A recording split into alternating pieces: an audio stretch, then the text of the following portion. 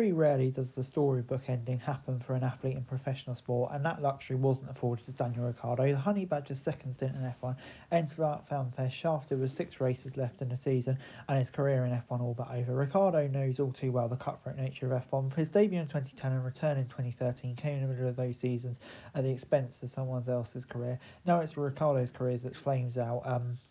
After multiple seasons of disappointment. But this career in F1 ends earlier than he wanted. The conclusion should not overshadow the brilliance he displayed for so many years. Ricciardo has made F1 better and his career should be remembered for that. Luck and timing are often a prerequisite for success in this sport, and Ricciardo was often left without. He was touted as a future star for Red Bull Racing, and after 3.5 years in F1 he was promoted to the main team for the 2014 season. He joined the team that won the previous 4 drivers and constructors titles. A promotion should have given him the chance to fulfill his career potential as a world championship challenger. Unfortunately for Ricciardo, 2014 was the beginning of Mercedes' dominance in F1 and winning the next 7 drivers' championships and 8 constructors' titles. Unless you're in a Mercedes from 2014 to 2021, your chances of winning regularly were pretty slim. Ricciardo's 5-year stint with Red Bull was the team's last successful period since they won their Grand Prix in 2009. But the difference between Mercedes and the rest of the field, Ricciardo kept Mercedes honest. From 2014 to 18, he won 7 Grand Prix and was truly the only driver capable of challenging the Mercedes juggernaut. 3 of those wins came in 2014, the only non-Mercedes driver to win a race, taking 3 wins off that team that year is an incredible accomplishment. But Ricciardo also outperformed his full-time world champion teammate Seb Vettel. He finished 3rd in the drivers' title in 2014 and 16, producing some of the finest overtakes of the modern era. Ricciardo's final year with Red Bull was challenging. A faulty Renault supplied engine meant Red Bull decided to team up with Honda for 2019. This was a massive gamble considering a failure with McLaren.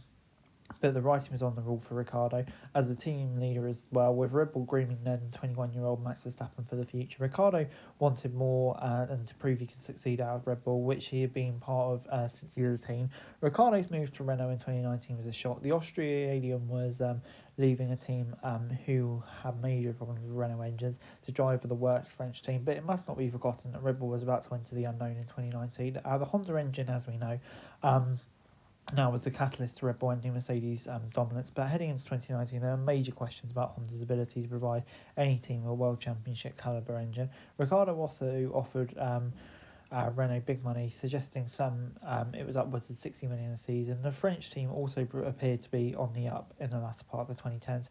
When Ricciardo's at the wheel, Renault performed much better than its car probably deserved. There were teething problems at the start of 2019, but Ricciardo was regularly scoring at the end of that season. It was 2020 where Ricciardo showed how good he was, and it may well have been his best season in F1. He wrestled the Renault to a pair of podiums and 5th in the driver standards, belting teammate Esteban Ocon, who finished 12th. However, the team dropped from 4th to 5th in the constructors that season, and they would have been a distant 5th or even lower if it wasn't for Ricciardo. Renault, who looked like a team on the up, which was verged on falling a cliff, which is now seen with the struggles of Alpine, led to him kind of papering over the cracks of that team. Ricciardo's career will be remembered for his wins and overtakes, but he was the victim of joining the right team at the wrong time. His move to Red Bull came when the team was always in a form slump, although it was always a top team. The McLaren move came 2 years too early. Ricciardo's move shocked many. At the time, Renault appeared to be in the better position to break into the upper echelon of F1. Ricciardo rightfully saw McLaren as the best team to make the leap. Unfortunately for him, McLaren is not quite ready. His time at McLaren was often frustrating, never irregularly outperformed by Norris, who was morphing into a race-winning driver fans enjoy watching today. However, that is not to say Ricciardo didn't make it his own. When the Australian joined the team in 2021, a McLaren driver had not won a race in 9 years, and yeah, of course, he was the one to end it in that credible day at Monza, giving them the win they desperately needed. Was quick all weekend. Obviously benefited from the Verstappen-Hamilton crash, but he was in the lead from that point onwards. So yeah, great job from him, under pressure from his teammate at the end. The weekend was the best for Ricciardo, fast, smooth and fearless. And unfortunately, that was just something we didn't see enough.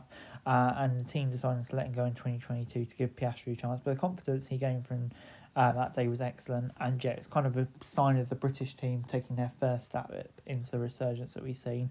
And yeah, I think just in general, arguably F1 has never been more popular. It's 24 race weekends a year across multiple different continents, and of course lots of that is due to Drive to Survive. The programme brought in with a wealth of new fans, but would it have been the same if it wasn't for Ricciardo? Arguably no. This is the opinion of the series producer Paul Martin, who said that Ricciardo was massively kind of the part of the reason for this. It makes Ricciardo someone who's had a true impact on the sport. He's come to be one of the most popular drivers on the grid thanks to his brilliant personality, and arguably drew in many people along the way too. So yeah, an incredible driver at his peak, and someone who was massively popular with the fans. A sad ending, but thank you, Daniel Ricciardo, for everything that you've done in F1. So anyway guys, that's it for this video. Thanks very much for watching. Remember to like, share and subscribe. Follow us on our socials, link in the description below for daily F1 news, meme and content. Subscribe to our other channels on screen right now, that'd be greatly appreciated. Thanks very much for watching. Peace out.